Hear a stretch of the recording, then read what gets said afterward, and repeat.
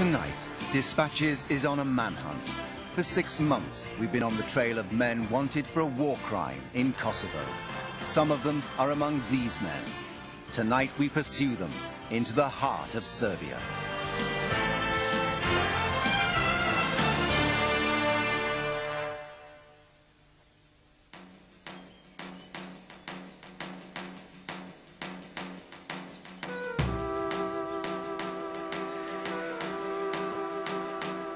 This is a detective story, but not an Agatha Christie. This mystery is not about one murder, set in a drawing room, but 100 murders, set in a tiny village in Kosovo called Little Krusha. The victims were shot in the back, then burnt alive. I'm hunting the killers.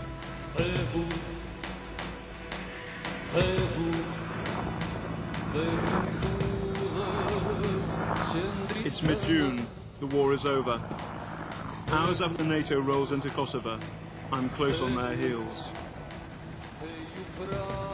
The Serb forces are retreating, but liberation comes too late for 10,000 murdered Albanians. Krusha e Vogel? Krusha e Vogel?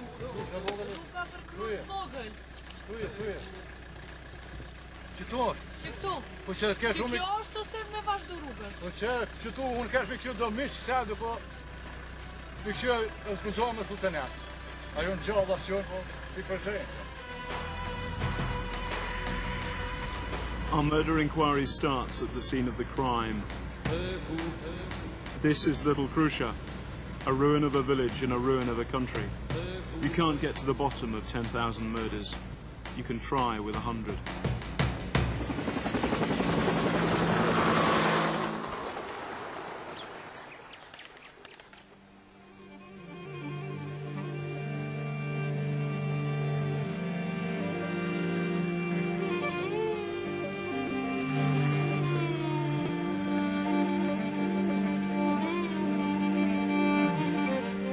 Little Krusha is empty, abandoned, yet full of ghosts.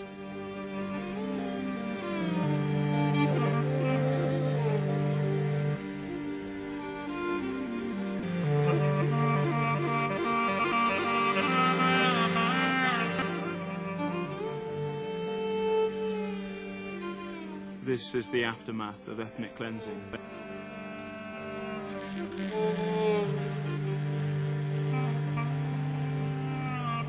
What happened at Little Krusha, I find unimaginable. The murder of virtually every man and boy in this village.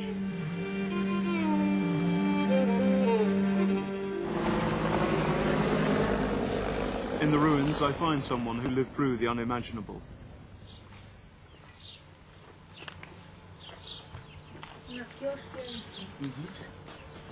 The pistol in the holster is a toy, but his Kalashnikov is the real thing. In the chaos of war, the child soldier got cut off from his family. He's been hiding in the hills. He doesn't know who's dead and who's alive.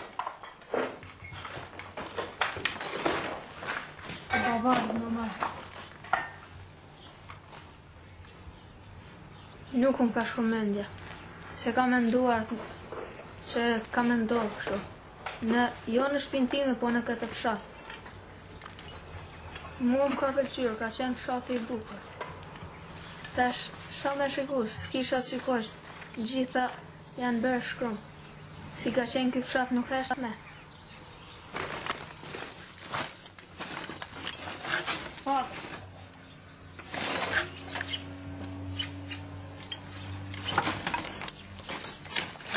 The boy said his name was Haidari. He wanted to know, had I any news of his father? I couldn't bear to tell him that he would never see his father again.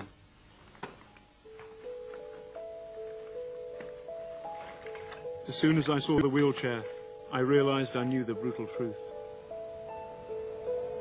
Back in March, I'd gone to Albania for dispatches. In the first days of the Kosovo War, I heard of a terrible mass murder. For people from Krusha revolt. After weeks of searching the length and breadth of Albania, we found witnesses to the war crime. Survivors of the murder and the women and children of the dead men.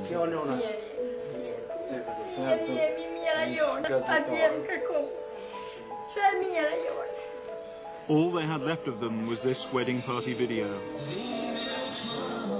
100 men and boys had been ordered into a hay barn and machine gunned in the back. In May, the evidence dispatches uncovered was handed over to the War Crimes Tribunal at The Hague. 1 week after our programme, Yugoslav President Slobodan Milosevic was indicted as a war criminal for ordering, amongst others, the murders at Little Krusha.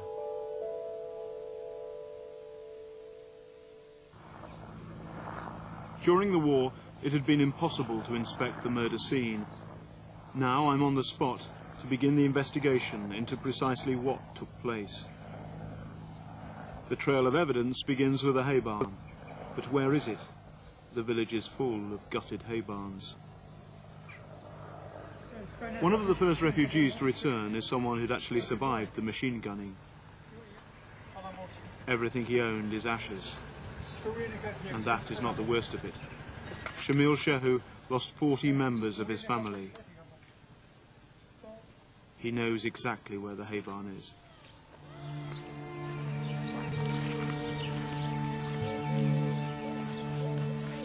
The last time Shamil had taken this path, he'd been forced at gunpoint, along with 111 men of his village. The hay barn isn't here anymore.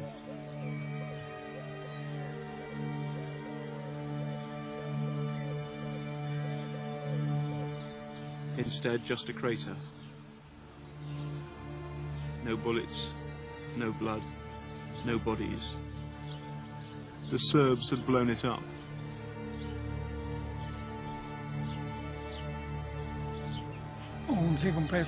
I still find it hard to believe that I'm alive. I wished they'd killed me rather than my sons.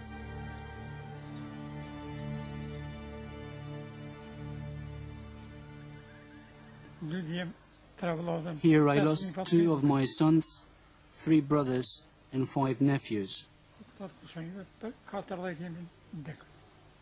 Altogether, 40 of my family were killed. Now I have to look after what's left of my family.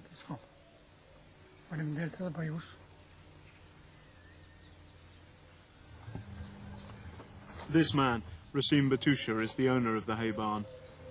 He's alive because he was away, working on a building site in Germany. Now everything is gone. 22 of Rasim's relatives were murdered here. Among them his 3 brothers and his eldest son. I found this over there in the middle of that pit. It can't be anything else but a human bone.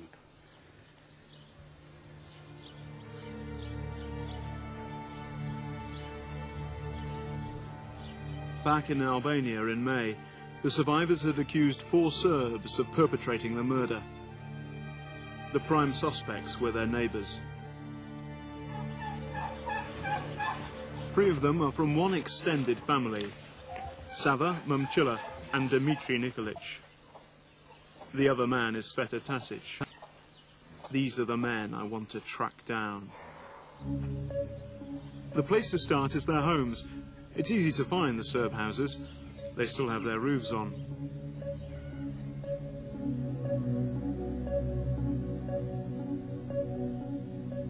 After generations here, the Serbs are gone. Somewhere in one of these deserted homes might lie a clue, something that might put a face to a name.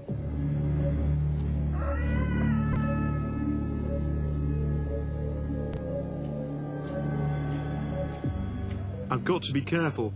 The Serbs have left booby traps all over the place. Mines are still claiming lives here.